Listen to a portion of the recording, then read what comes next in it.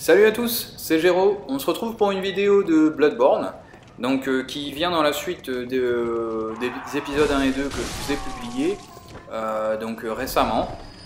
Il s'agira dans cette vidéo d'aller essayer de battre le monstre clérical. Donc c'est un monstre qui se situe sur le grand pont de la ville de Yharnam. Alors que là on voit ce vieillard qui est plutôt bien armé à la base. Bon, je suis à fond niveau potion, niveau munitions, donc je vais pas trop tarder à y aller, hein. Je suis en route, là on est juste à côté, le pont est juste en haut de cette maison, et j'en profite avant d'arriver au boss, voilà, pour vous donner un peu mon point de vue sur le jeu.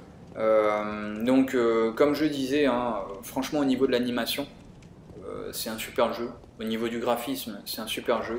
Au niveau de la prise en main, un peu plus chiant quoi. Purée.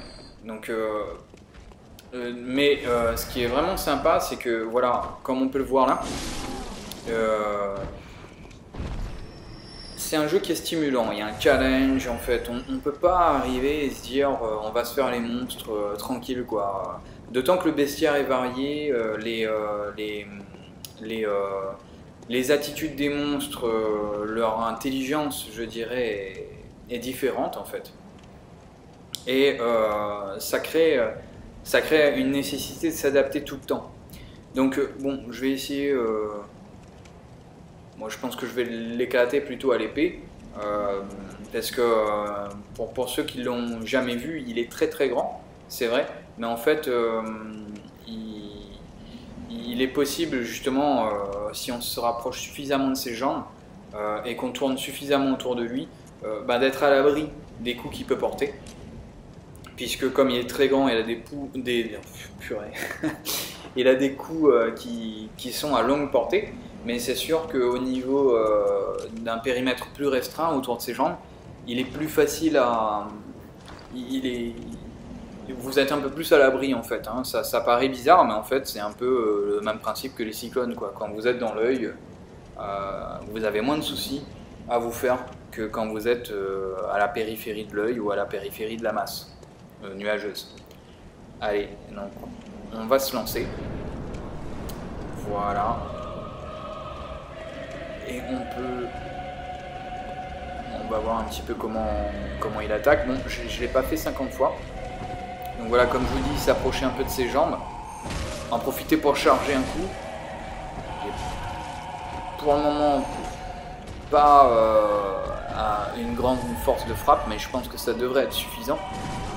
Oula, ouais. Ok, comme vous voyez, hein, c'est vraiment le timing. Là je charge des coups avec R1 et ça passe pas en fait, donc faut vraiment éviter dans le bon timing. Et je suis un petit peu limité aussi au niveau de mon endurance. Et vous l'avez vu, donc les coups à grande portée dont je vous parlais, en fait quand vous faites une roulade dans le bon timing, vous arrivez à les éviter ces coups là. Alors là il change un peu d'attitude parce qu'on arrive à la à la moitié de sa vie, et bon, je pense que c'est assez normal, c'est plutôt classique d'ailleurs dans le système des jeux, dans le monde des jeux vidéo. On va voir ce qu'il nous réserve, parce que la dernière fois je me suis fait éliminer avant. Bon, ce qui est pratique, c'est qu'il m'enlève pas beaucoup de vie, mais en même temps je pense que c'est parce que je prends pas ces coups de plein fouet. Bon, là il y a un timing mais que j'ai raté en fait. Même si là j'arrive à le toucher, mais... Ok, c'est plutôt pas mal, c'est vraiment bien parti, hein. Je vais utiliser que 2 potions là, c'est pas mal. Le tout avec lui, c'est à mon avis de pas se faire coincer. Si on a une bonne mobilité, tout va bien. En plus, il est pas hyper précis là, moi-même j'ai pas été très bon, et bon, là il m'a chopé. Moi-même j'ai pas été très bon, mais il m'a raté plusieurs fois. Ouais, là c'est plus chiant ce qu'il fait. Ça balaye beaucoup en fait, c'est très circulaire et en plus c'est rapide quoi.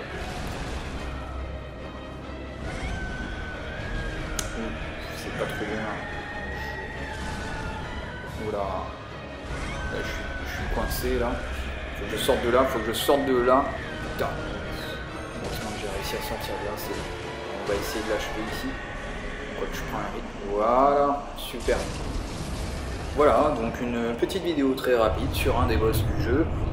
Et on se retrouve très prochainement pour une petite vidéo, cette fois-ci sur le Père Gascogne, un autre boss. A plus, c'était Géraud.